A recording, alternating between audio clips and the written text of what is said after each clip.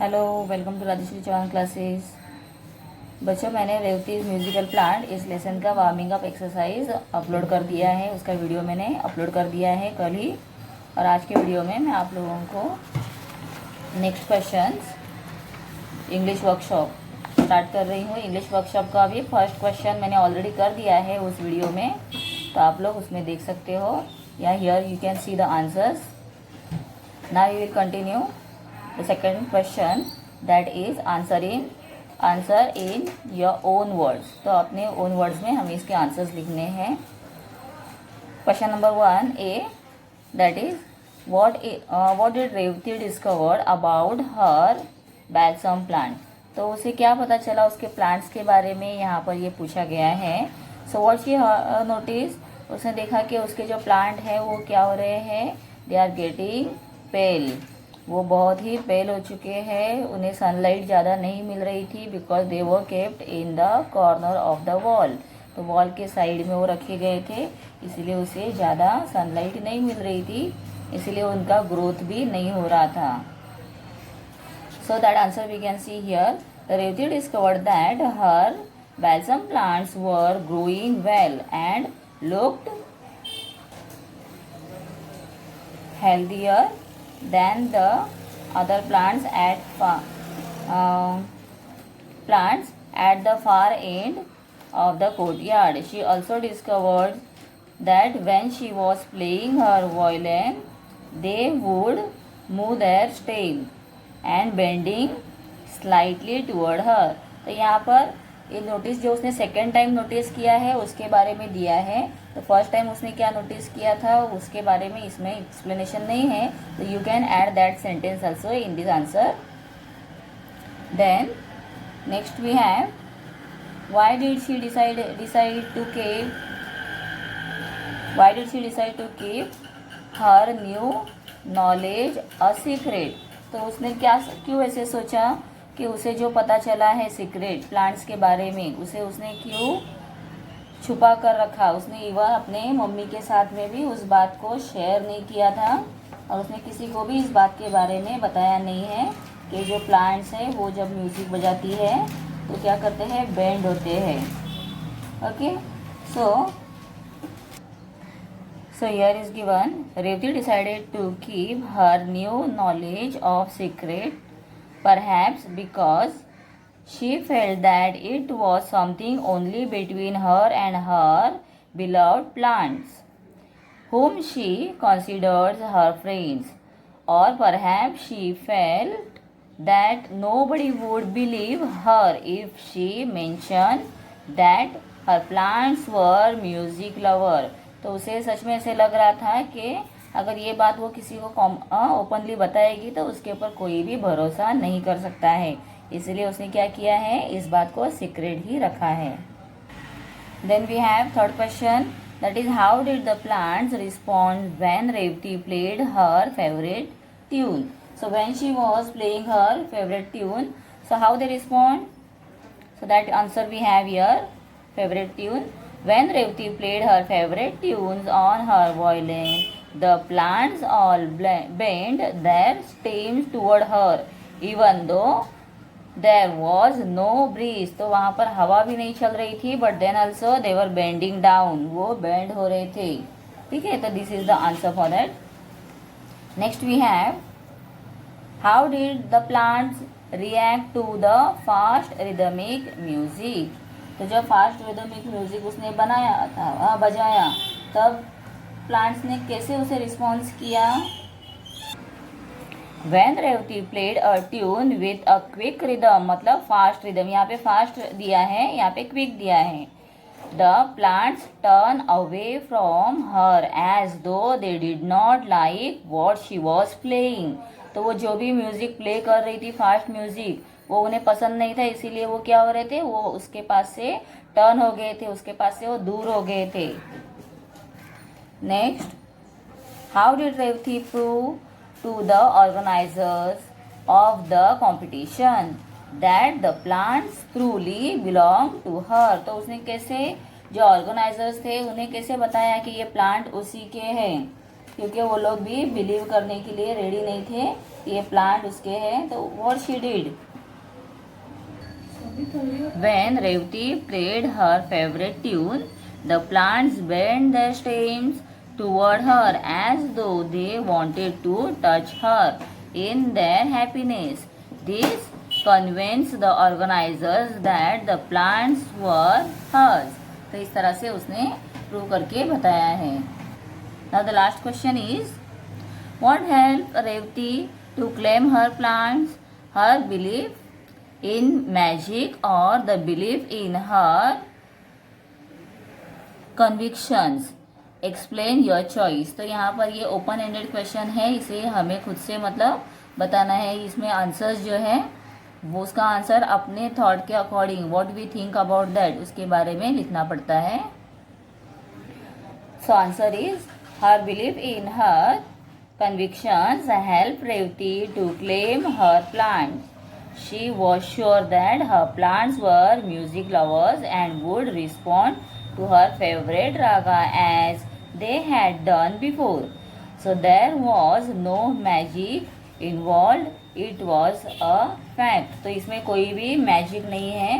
तो जो भी है वो रियल फैक्ट था कि जब भी वो म्यूज़िक बजाती है, और उसने बहुत बार नोटिस किया है कि जब वो म्यूज़िक बजाती थी तो the plants they also love that music and therefore they bent toward her. तो इसीलिए जब वो उसने सोचा कि अब मैं यहाँ आकर इसके बारे में बताऊँगी, तो ये कोई मैजिक नहीं है. तो actually they are bending toward her because they are also music lover. So this is what, this is not a magic, this is a fact. Okay, now we'll see question number 3a. A word chain consists of words of a certain category that begin with the letters that the previous word has ended with. जैसे हम अंताक्षरी खेलते हैं, last word आता है तो उससे हम दूसरा सॉन्ग बोलते हैं, ऐसे इसमें वर्ड के बारे में हमें करना है. तो जो से वर्ड दिया है उसके एंड में जो लेटर आएगा उससे न्यू वर्ड बनाओ, एंड में जो वर्ड आएगा लेटर है उससे न्यू वर्ड बनाओ, एंड में जो लेटर है उससे न्यू वर्ड बनाओ. तो last letter is very important in this chain. So complete the word chain adding 4 nouns from the text. तो टेक्स्ट बुक से ही हमें इसे करना है, टेक्स्ट दिया है इसीलिए टेक्स्ट बुक से. So music, courtyard, D for dream, M for music, C for chain and N for night. Okay, then after next question is B. Add the appropriate prefix. prefix मतलब क्या है, जो word होता है main word उसके आगे हम कुछ ऐड करते हैं. लाइक हैप्पी, हैप्पी के आगे अगर हम अन लिखते हैं UN तो अनहैप्पी हो गया है. तो दैट मीन्स द UN हमने जो ऐड किया है that is called as prefix. Okay, to make the following words opposite in meaning. Okay, तो एक प्रीफिक्स देखो, हैप्पी का जब हम अन ऐड करते हैं तो बन गया है unhappy, that is opposite word. तो ऐसे ही यहाँ पर continue, discontinue, possible, impossible, certain, uncertain, definite, indefinite, believe, disbelieve, important, unimportant, place, misplace, known, unknown, regular, irregular. तो ऐसे हमें IRREGULAR इरेग्युलर, UNKNOWN. तो हमें सिर्फ यहाँ पर जो फर्स्ट वर्ड जो ऐड किया वो मैं बता रही हूँ. UN इसमें है UN. Here also we have MIS. Here we have IN. Here we have DIS. Here I am. Okay, तो बाकी का जो सेंटेंस है वर्ड है वो कंप्लीट वैसे ही हमें लिखना है. Then use the following expressions to make sentences of your own. So make up one's mind means हमें अगर एक किसी बात पर अपना माइंड सेट करवाना है तो that is called as make up one's mind.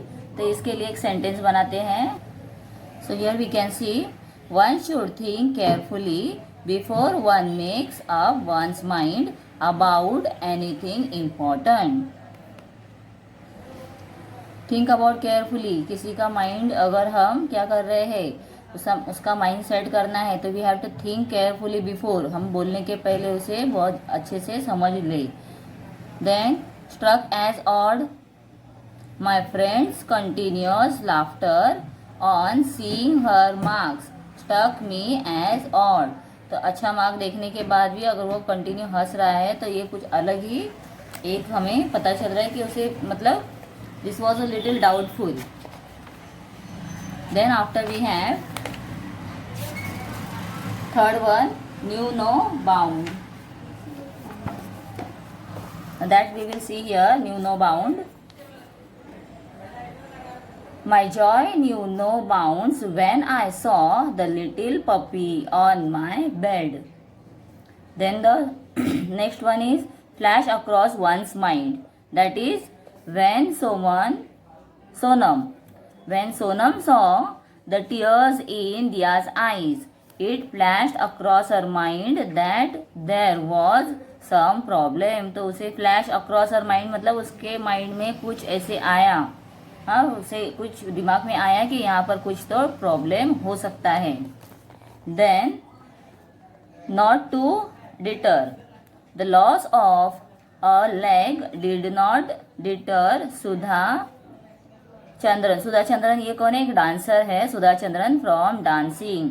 तो उसे उसका एक पैर उसने लॉस कर दिया है, उसका एक पैर क्या हो गया था, उसके एक्सीडेंट में उसका एक पैर कट हो गया था एंड शी लॉस्ट दैट, उसे काट कर निकालना पड़ा. बट फिर भी उसके डांसिंग को वो बंद नहीं करवा सका. ठीक है, मतलब पैर ना होने के बाद भी उसने अपना डांसिंग कंटिन्यू रखा. That means did not deter. Okay, then one more we have, that is to surmise. So sentence is given, when the teacher saw Naomi crying, she surmised that she had failed in the test. Okay, तो उन्हें क्या पता चला है कि that she was failed in the test. Then fourth question is, imagine there is the best plant competition in the locality colony where you live. तो जहाँ पर आप रहते हो वहाँ पर एक कंपटीशन है बेस्ट प्लांट का, and frame a notice about the same. तो फिर आपको बेस्ट प्लांट का एक नोटिस बनाना है जो हम लेआउट करते हैं, and in the form of an attractive poster cover the following points. Name of the organisation, name of the contest, day, date, venue मतलब कौन सा दिन है, डेट क्या है और कौन सी जगह पर होने वाला है that venue. Who can participate, और कौन कौन पार्टिसिपेट कर सकते हैं, प्राइजेस क्या होने वाले हैं वो, and contact detail for further inquiry. और आपको अगर कुछ जानना है तो कहाँ पर इंक्वायरी करेंगे, और सब बातें हमें कहाँ पर रहनी चाहिए, जो हम एक फ्रेम बनाएंगे उसके ऊपर ये सब लिखा हुआ रहना चाहिए. तो इसके लिए यहाँ पर एक दिया हुआ है, मैं आप लोगों को दिखा रही हूँ. So see here is given, who is the greenest of all us, us all. Green tree society invites, तो कौन इनवाइट कर रहा है, green tree society invites all of you with green fingers to participate in our who is the greenest of us all. यहाँ पर दिया है वही लिखा है us all competition. Anybody and everybody eligible मतलब कोई भी पार्टिसिपेट कर सकता है. All you needs in your own potted plant. Then day Saturday, date 8 सितंबर 2020 लिख दो आप, या 2021. 8 सितंबर दिया है, अभी आज का डेट तो क्या है, आज है 22, तो आप यहाँ पर 25 लिख दो, या 27 जो संडे है उसका डेट लिख दो. मतलब जो भी हम जिस दिन लिखेंगे ये जो हम फ्रेम बनाएंगे जिस दिन, हाँ पोस्टर बनाएंगे, तो इस पोस्टर के जो डेट में आप लिख रहे हो उसके 2-4 दिन के बाद का आप डेट वहाँ पर डाल दो. Then venue is the club house, Everest society, HC housing society, MG road, Malad. Prize galore, first prize क्या है ₹1000 and many more. Contact number दिया है फॉर फर्दर डिटेल्स. और यहाँ पर मस्त एक एक प्लांट्स के फोटो निकाले हैं, या आप यहाँ पर पॉटेड प्लांट जैसे ये पिक्चर में दिया है ऐसे पॉटेड प्लांट भी आप दिखा सकते हो. ठीक है, then after next we have question number 5, that is type of sentences. Study the following sentences. Sentence A, Revati was a student of music. The flowers were big and brightly colored indeed. They were requested to believe her. All the above sentences are statement और assertion. तो ये क्या है, simple statement है, simple sentences है and called assertive और declarative sentence. तो ये सिंपल सेंटेंसेस को हम बोलते हैं assertive sentence, also we can say declarative sentence. Now here in the section B आप देख सकते हो, wasn't Revati a student of music? How can we doubt her? Do plants have ears? So here we can see these are the questioning form. ये question में दिया है. So these are the questions simply asked. So therefore the above sentences in section B are questions. They are called interrogative sentence. और फिर third आप section देख सकते हो see, please believe me, let us watch the fun, sit straight, excuse me. तो यहाँ पर कुछ रिक्वेस्टेड दिए हैं और कुछ क्या है, ऑर्डर्स है. तो इसीलिए जब रिक्वेस्ट और ऑर्डर हम करते हैं, so that sentences are called as imperative sentence. So here you can see the statement. The sentences are either request, appeals, command, suggestion, etc. Such sentences are called imperative sentences. तो आपको तीनों जो अलग अलग दिए हैं उसमें एक पता चल गया है डिफरेंसेस क्या है. द लास्ट है एक्सक्लेमेटरी सेंटेंस. एक्सक्लेमेटरी सेंटेंस को पहचानना बहुत सिंपल है. जैसे हम क्वेश्चन मार्क देखकर इंटररोगेटिव क्वेश्चन पहचान जाते हैं, वैसे ही एक्सक्लेमेशन मार्क से आपको पता चलेगा what type of sentence it is, exclamatory sentence. Okay, तो यहाँ पर सब में एक्सक्लेमेशन मार्क दिया हुआ होता है. Then also sentence D, section D had sentences that express strong feeling. जब स्ट्रॉन्ग फीलिंग हम एक्सप्रेस करते हैं तो वहाँ पर हमें एक्सक्लेमेटरी मार्क देना होता है. Therefore they are called exclamatory sentences. Now here we have some kind of sentences. तो हमें देखना है वो कौन से हैं. How happily she played the violin. Exclamatory, देखो exclamation mark है, exclamatory sentence. The all bent toward her. Assertive sentence, simple sentence है. Don't play that thick tune. Imperative. तो इसमें डोंट प्ले नेगेटिव में दिया हुआ है बट क्वेश्चन नहीं है ये, तो इसीलिए ये इम्पेरेटिव हो गया. She kept the knowledge a secret. Assertive. How can plant enjoy music, question mark है, interrogative. How proudly did Revathi carry home her prize. Here you can see exclamation mark, so exclamatory sentence. Then what would have taken my plants. So this is question mark, so interrogative question sentence. Then the organizers were not convinced. Simple दिया है statement, therefore assertive sentence. Okay, तो इस तरह से हमें इसे classify करना है. अलग अलग सेंटेंसेस को हमें आइडेंटिफाई करके यहाँ पर बताना था. तो all answer already I have given you.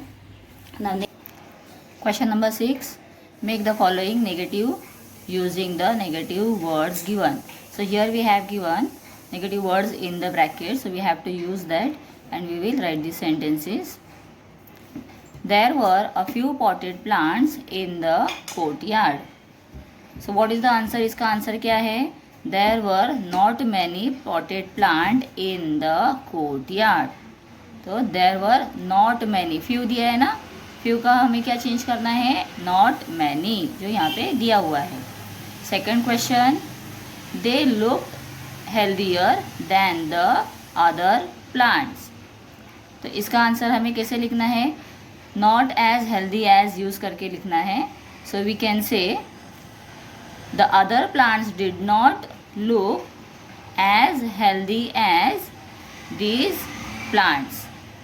Okay, तो ऐसे हमें इसे चेंज करना है. थर्ड क्वेश्चन है, she refuse to share her secret. Would not हमें चेंज करना है, वुड नॉट ये वर्ड यूज़ करके she would not share her secret. So refuse के बदले क्या लिखेंगे हम, would not. Then fourth one, she went around asking everyone about her plants. तो यहाँ पे हमें 2 ऑप्शन दिए हैं, that is no one and did not. तो we will write answer. She did not omit anyone. She did not omit anyone when she went around asking about her plant.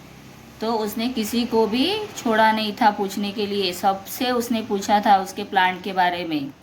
When someone has stolen her plant, she went to ask everyone. ठीक है. So she did not omit anyone when she went around asking about her plant. और second option के according हम लिख सकते हैं she omitted no one when she asked about her plants. तो उसने किसी को भी, no one मतलब किसी को भी, तो दोनों सेंटेंसेस का मीनिंग सेम आएगा, लेकिन ओनली फॉर्मेशन जो है that will be change. Okay, then next we have 7th question, that is make a following affirmative using the word given. तो एफर्मेटिव करना है हमें, इसे सिंपल सेंटेंसेस बनाने हैं. देयर वॉज नो ब्रीज, तो इसका हम कैसे लिखेंगे? There was hardly any breeze. जो हार्डली हमें ब्रैकेट में दिया है वो हम यहाँ पर यूज़ करेंगे. There was hardly no breeze मतलब hardly any breeze. Then second question, second we have sentence their ridicule did not deter her, so fail to. तो इसका सेंटेंस हम जब लिखेंगे तो कैसे लिखना है? their ridicules failed to deter her. तो उसे जो उन लोग ने उसका मजाक बनाया था उससे वो क्या हो गई है? वो कमज़ोर नहीं हुई है. ठीक है. थर्ड सेंटेंस है her mother knew nothing about it. तो यहाँ पर हमें ऐड करना है डिनाइड. तो उसके मम्मी को उसने जो प्लांट के बारे में सीक्रेट उसे पता चला था, उसने वो शेयर नहीं किया है. तो we can write answer her mother denied knowing anything about her. Okay, either you can write about it दिया है सेंटेंस में, तो about it. Then the last sentence is she did not give up, refuse to. तो did not के बदले हम क्या use करेंगे? Refuse to. तो हमें लिखना है she refuse to give up. तो उसने गिव अप नहीं किया है, refused. Okay. And the last one, 8th question is imagine that Revathi's father is abroad. मतलब वो विदेश गए हैं on business and she wishes to convey the news of her prize winning plant. मतलब उसने जो विनिंग प्लांट प्राइज उसे मिला है उसके बारे में उसे बताना है अपने फादर को. So draft an email for the above subject. तो इस बारे में हमें एक ईमेल बनाना है और यूज़ एन ईमेल फॉर्मेट. तो ईमेल जो फॉर्मेट है उसके अकॉर्डिंग हमें इसे लिखना है. तो इसका सिंपल एग्जांपल मैं आप लोगों को दिखाती हूँ. You can see this. Here we have from Revati @yahoo.com और google.com भी आप लिख सकते हो. टू फादर का नेम दिया है तो you can right any name. Subject my balsam plant, उसको बैल्सम प्लांट के बारे में इंफॉर्मेशन देना है. सो यहाँ पर आगे उसने क्या मैसेज टाइप किया है that is given. So you can just take it.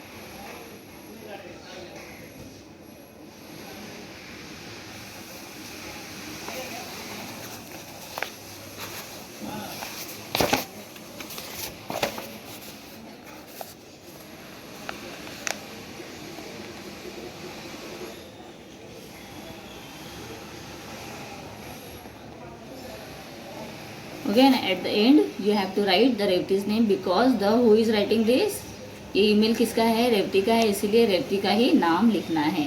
ठीक है बच्चों. So already we have completed this English workshop. तो पूरे आंसर्स मैंने आप लोगों को डिटेल में एक्सप्लेन किए हैं, प्लस मैंने आंसर भी दिए हुए हैं. तो ये आंसर्स आप लोगों को अपने फ्रेंड्स के साथ में भी शेयर करने हैं. अगर किसी के पास मेरा जो चैनल पता नहीं है किसी को, तो आप उनको मेरे चैनल को शेयर करो ताकि वो भी वीडियोस देख सकें. और बच्चों चैनल को आप अगर अब तक सब्सक्राइब नहीं किए हो तो subscribe it. Thank you. And I need your support for my next channel. मेरा और एक चैनल है, उसका नाम है राजेश किचन एंड मैनी मोर। उस चैनल को ग्रो करने के लिए आपके सपोर्ट की मुझे बहुत ज़रूरत है। तो आप प्लीज़, मैं लिंक दे रही हूँ डिस्क्रिप्शन बॉक्स में, तो एक बार लिंक को क्लिक करो और वो चैनल को सब्सक्राइब ज़रूर करो। मैं एवरी टाइम आप लोगों को ये बता रही हूँ, लेकिन मैं देख रही हूँ बच्चे मेरा चैनल सब्सक्राइब नहीं किए हैं अभी तक। So please do it for me. Thank you.